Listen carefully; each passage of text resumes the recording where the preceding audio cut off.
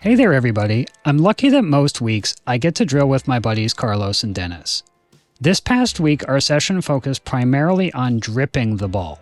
What I mean by that is hitting the ball with a specific amount of pace, trajectory over the net, and spin so that it drops at the feet or at least in front of our opponent, making it really hard for them to do anything offensive with that ball.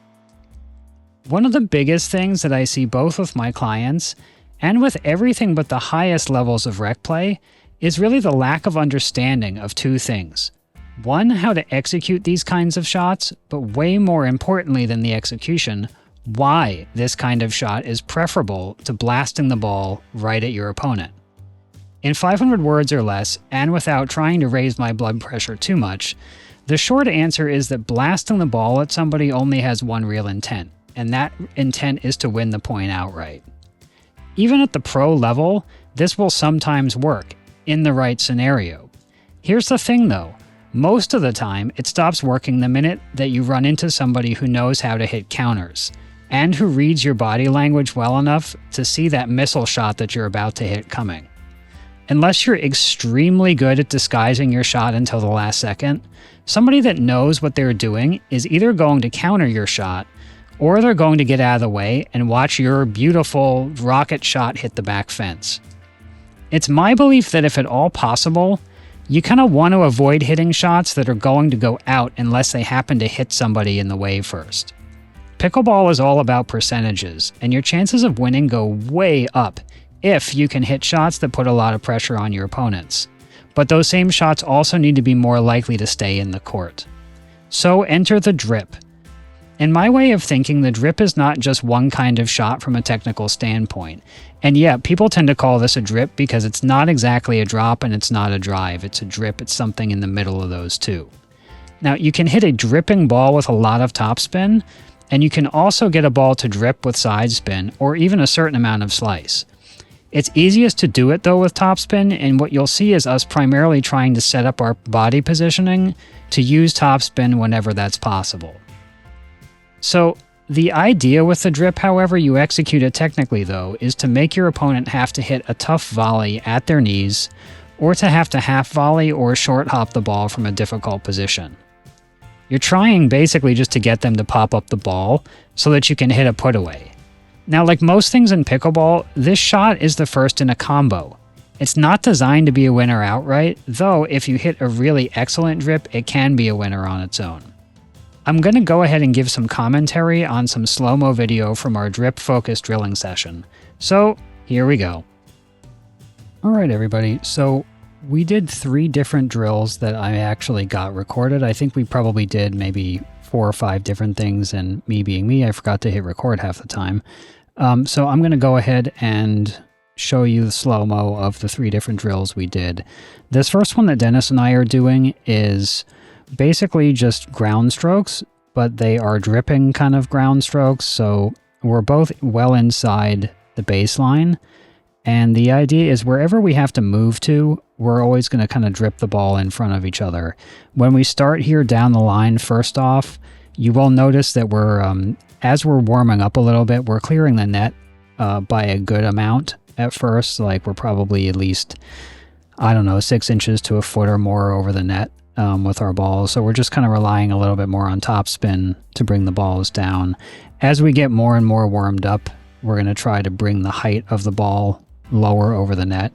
One of the really cool things with the drip is if you can get it to clear the net by a smaller margin, a more linear shot with a lot of topspin on it, then that ball is going to drop at somebody's feet a little easier, and it's going to do it more quickly, which then makes it harder for them. So here we go. You'll notice like we're both taking very abbreviated swings, right? And what I mean by that is we're trying to get the paddle out in front on all of these swings, and we're trying to take a pretty full follow through still, especially you notice like my top spin there. I'm following through over my shoulder whenever I can. If I catch the ball like that way on my outside foot, then I'll brush straight up the back of it. Same thing on the backhand. I'm trying to start really low and finish up over the shoulder if I can. Just really trying to get the ball to go up and down So up over the net and then dipping down at Dennis's feet. So you'll notice we're trying to keep the footwork going and try to keep our feet active and get a split step if we can every time our opponent, well, our partner in this case, is about to hit the ball or as they hit the ball. And you'll notice whenever we have to reach, we're going to try to kind of take the ball off a short hop. So you'll notice even Dennis's slice gets down at my feet. So homework for Dennis, as we're watching this, is that he has a tendency to do some strange things with his wrist on his topspin follow through. You'll notice like a little shift in the wrist. That one, so if I try to short hop the ball and put topspin on it, it's a tough shot. I'm not very good at it. That's my homework. One of the things for me to work on is trying to get learning how to better hit topspin off the short hop. It's a very tough shot.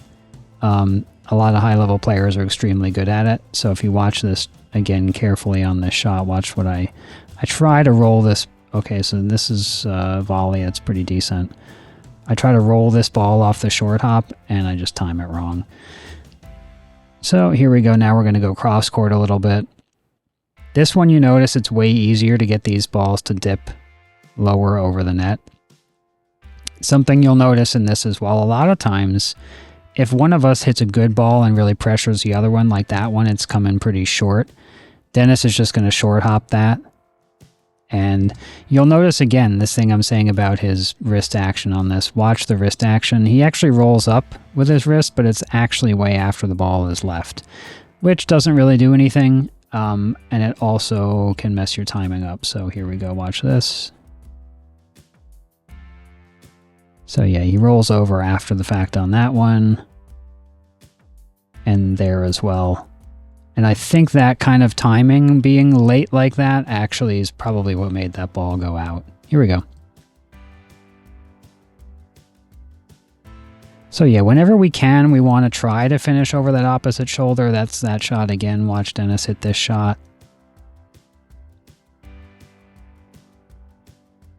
Yeah, that was the one that went out. Watch this again. So that same kind of wrist action.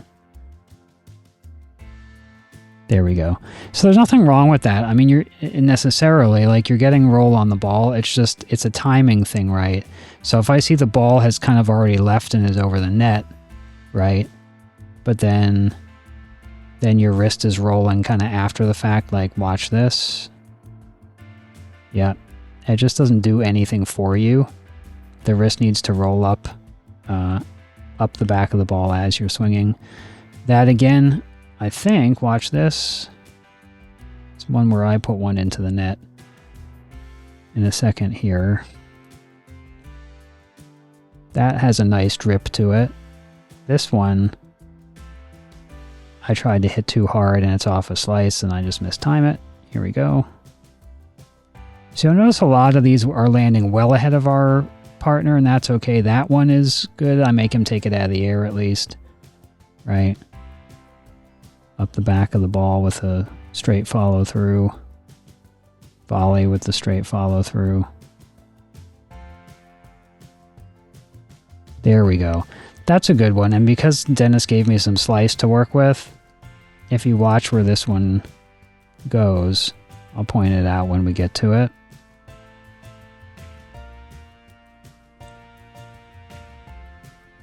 This one, I'm making him short hop that, right?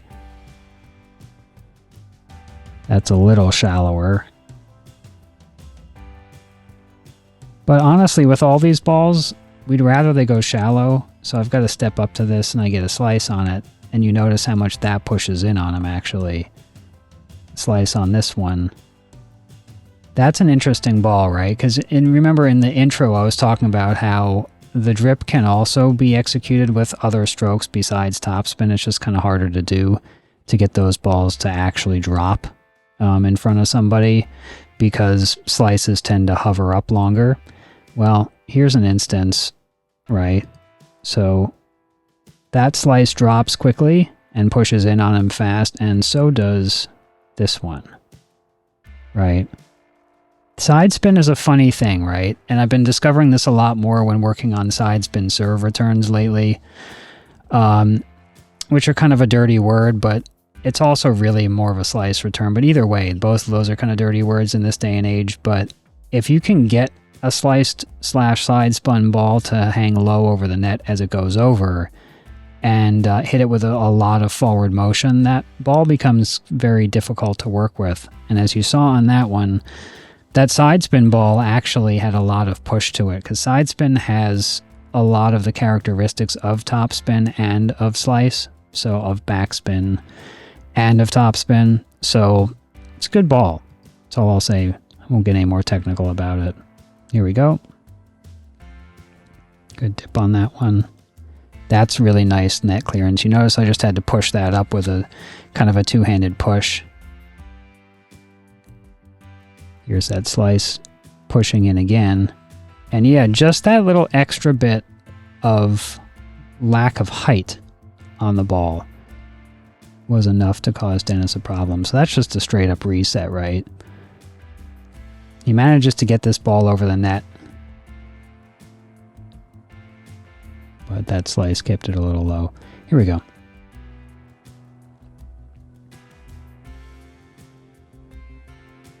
Again, that slightly odd wrist roll thing. Dennis should be trying to finish more over his left shoulder on those when he can actually take a ground stroke on it, like that. Dennis has the blessing and the curse of being extremely good at taking balls on a half volley. He's always been that way, even though he doesn't have tennis background. And it does get you into trouble sometimes. It's just harder to control what's going on. He's very good at it anyway. I don't take a ton of balls off the short hop because honestly I'm not very good at it. I'd rather give myself a little more space and try to take an actual swing like that. That's a good dripping ball, making him short hop it as it gets a little closer to his feet. Made me volley that one. And I tried to short hop a two-y, and that didn't work either. So as you see, short hopping and taking top spin shots off a short hop, that's homework I need to work on. So this is the next drill. So the idea on this one is I'm going to just feed Dennis balls, and we're aiming for, we kind of try to do a lot of aiming over the center of the net in this drill session this day. So this one, I'm just feeding him balls, and he's going for the set of targets that's about, the targets are set up about 5 feet behind the non-volley zone line. And that's just kind of to simulate if somebody hit a short serve return and is coming in kind of slow off of their serve return, and you can come up into the court a little bit and try to drip a ball down at their feet.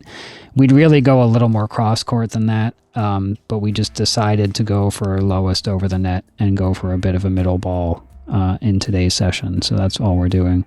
So I'm just showing Dennis the shot we're looking for a couple times. Missed by a little bit, and there we go.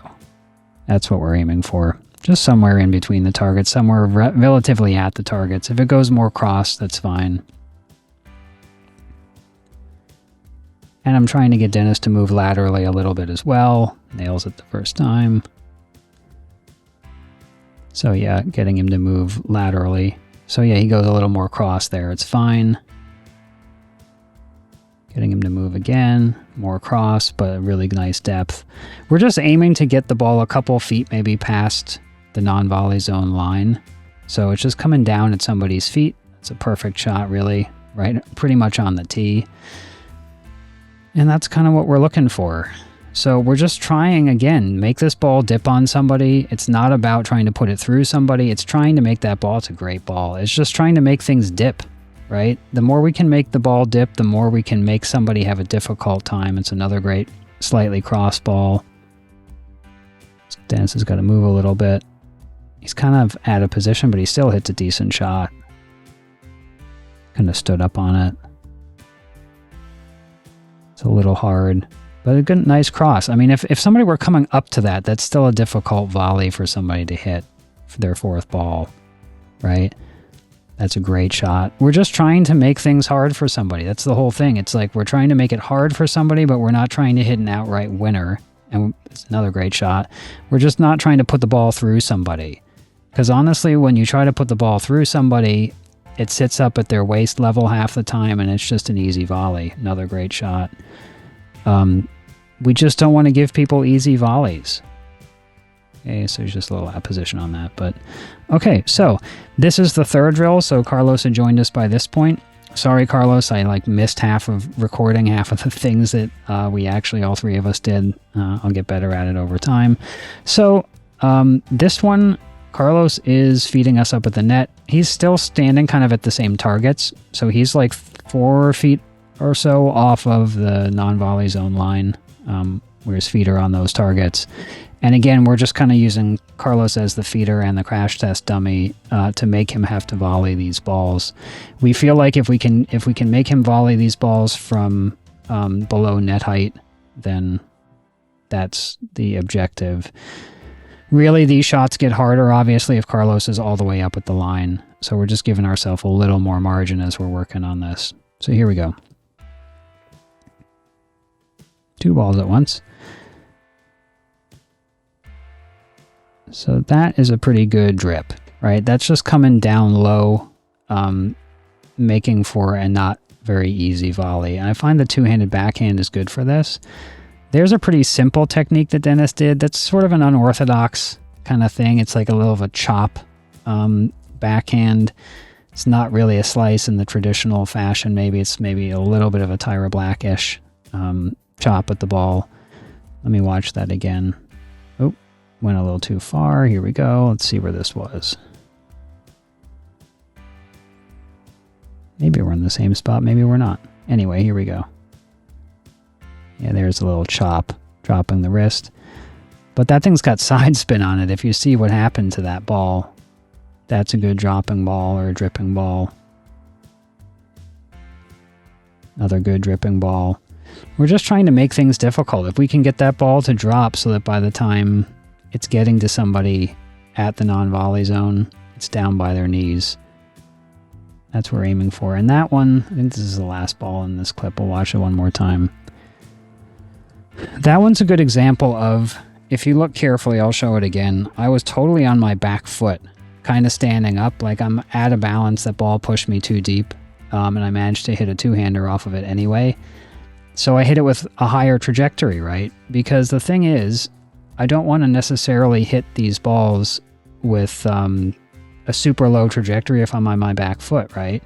So I'm getting the spinning wheel of doom, so I won't show the clip again, but in any case, the idea is if we're pushed back on our back foot or anything else, there's nothing wrong with putting a little more height and a little more spin on the ball.